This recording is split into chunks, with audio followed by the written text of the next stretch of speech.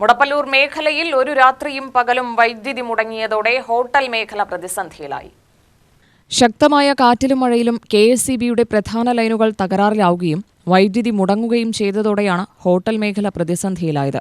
വൈദ്യുതിയില്ലാത്തതിനാൽ മുടപ്പല്ലൂരിലെ പല ഹോട്ടലുകളും തുറക്കാനായില്ല. ചില ഹോട്ടലുകൾ ജനറേറ്റർ വാടകയ്ക്കെടുത്താണ് ഹോട്ടലിന്റെ പ്രവർത്തനം മുടങ്ങാതെ നടത്തിയത്. പാചകവാതക വില വർധനവ് മൂലം വരവും ചിലവും കൂട്ടിമുട്ടിക്കാൻ പെടാപ്പാടുപെടുന്നതിനിടെ ജനറേറ്ററിന്റെ വാടകയും മറ്റും അധിക ചിലവുണ്ടാക്കുന്നതായി ഹോട്ടൽ നടത്തിപ്പുകാർ പറഞ്ഞു. ഇന്നലെ വൈകുന്നേരത്തോടുകൂടി പെയ്ത മഴയിൽ ഒരുപാട് നാശനഷ്ടങ്ങളാണ് ഉണ്ടായിരിക്കുന്നത്. അതായത് വീടുകളിലേക്ക് മുക്കാഭാഗം വീടുകളിലേക്കും മരങ്ങൾ വീണിട്ടും പോസ്റ്റുകൾ മറിഞ്ഞിട്ടും മണ്ടാഴി മുടപ്പല്ലൂർ പ്രദേശങ്ങളിൽ ഒരുപാട് നാശനഷ്ടങ്ങൾ ഉണ്ടായതിനെ തുടർന്ന് വൈദ്യുതി അടക്കം ഇപ്പോൾ നിലച്ച് വൈദ്യുതി ഇല്ല. ഒന്നാമത് ഞങ്ങൾ ഈ ഹോട്ടൽ മേഖല വന്നിട്ട് ഗ്യാസിൻ്റെ പ്രശ്നത്തിലൊന്ന് ശരിയായിക്കൊണ്ടിരിക്കുകയാണ്. അത്യാവശ്യം വിറക് ഉപയോഗിച്ച് കാര്യങ്ങളൊക്കെ നടത്തിക്കൊണ്ടിരിക്കുന്നതിൻ്റെ ഇടയിലാണ് ഇപ്പോൾ കറണ്ടും ഇല്ല.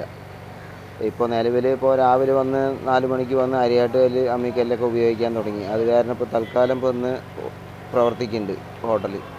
ഒരുപാട് നാശനഷ്ടങ്ങളാണ് ഇപ്പോൾ ഉണ്ടായിരിക്കുന്നത്. പോസ്റ്റുകളാണ് കൂടുതൽ വീണിരിക്കുന്നത്, മരങ്ങൾ വീണ് കിടക്കുന്നുണ്ട്. ഒരുപാട് വീടുകളിൽ മരങ്ങൾ വീണ് കിടക്കുന്നുണ്ട്. ഇപ്പോൾ അപകടങ്ങളൊക്കെ ഒരുപാട് ഉണ്ടായിട്ടുണ്ട് ഇന്നലെ. അതാണ് ആളപായം വളരെ കുറവാണ്, നാശനഷ്ടങ്ങളാണ് ഉണ്ടായിരിക്കുന്നത്. അതിന് പുറമെ ഇന്നലെ ഇവിടെ ഹോട്ടലിൻ്റെ സൈഡിലുള്ളൊരു കട ഒരു തീ പിടിച്ചതും അത് വേറെ.